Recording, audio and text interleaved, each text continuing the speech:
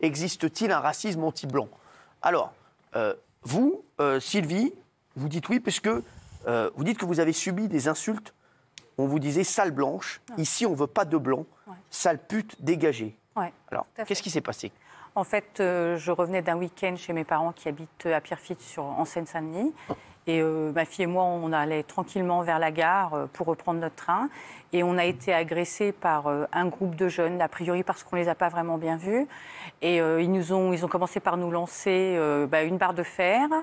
Donc on s'est retourné en disant « mais enfin, c'est dangereux, qu'est-ce que vous faites ?» On s'est pris une pluie de cailloux.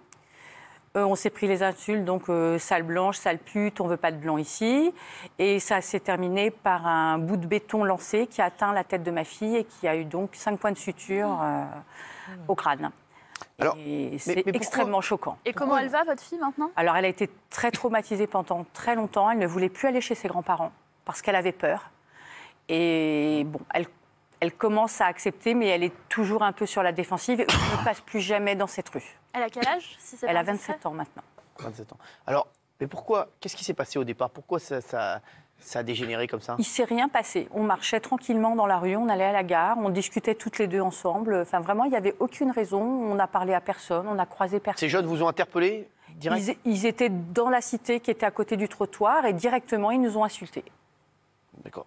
Vous avez été extrêmement choqués, ce que vous nous aviez dit Oui, très choquée parce que moi, j'ai grandi là. Oui. J'y suis arrivée à l'âge de 4 ans, j'ai grandi là. Je suis allée à l'école maternelle, à l'école primaire, au collège.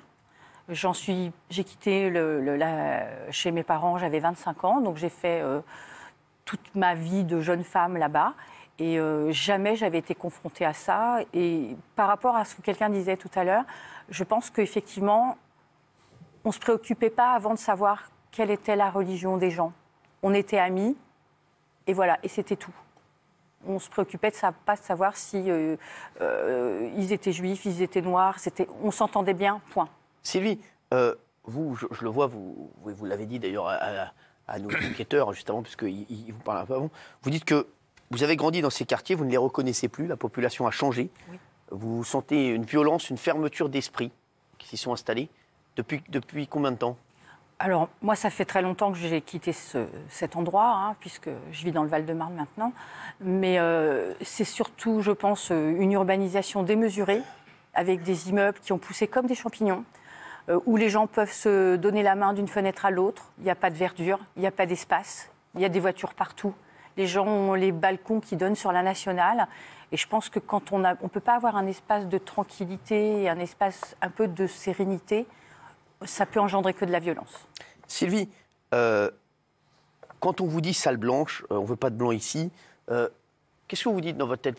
Est-ce que ça peut vous faire devenir raciste, des phrases comme ça? Non, je ne pense pas. Par contre, je ne me serais jamais permis de tenir ce genre de propos envers quelqu'un d'autre, d'une autre couleur ou d'une autre religion que la mienne. Donc je suis très choquée qu'on puisse tenir ce genre de propos envers quelqu'un d'autre.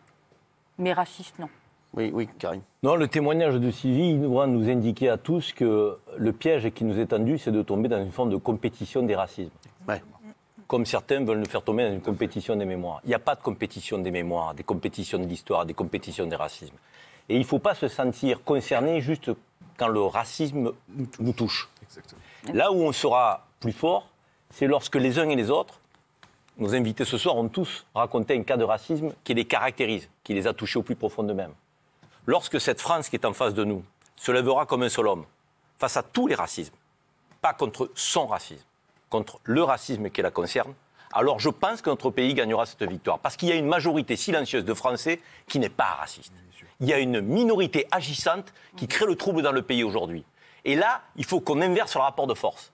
Cette majorité silencieuse, elle doit se faire entendre. Oui. Elle doit dire ce qui est inacceptable. Autant celui de Hassan, de Sylvie, que des 3 autres.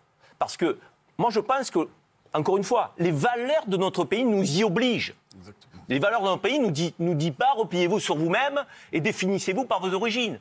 Combattez que les injustices qui vous concernent. Les valeurs de notre pays, la République sociale qu'évoquait notre ministre tout à l'heure, c'est une République sociale qui nous appartient à tous.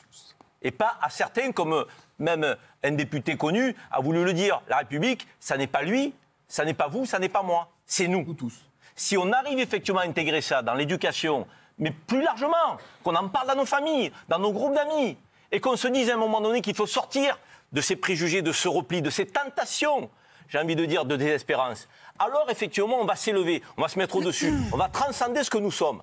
Bien sûr, nous sommes tous rattachés à un lien naturel, une histoire, une culture, une religion ou pas, parce que la liberté de conscience, c'est croire ou pas. Mais il faut qu'on dépasse ça à un moment donné, pour aller vers des valeurs universelles qui nous concernent tous, quelles que soient nos origines. Si on arrive à faire ça, Sylvie, Hassan et les autres, franchement, on va les mettre KO.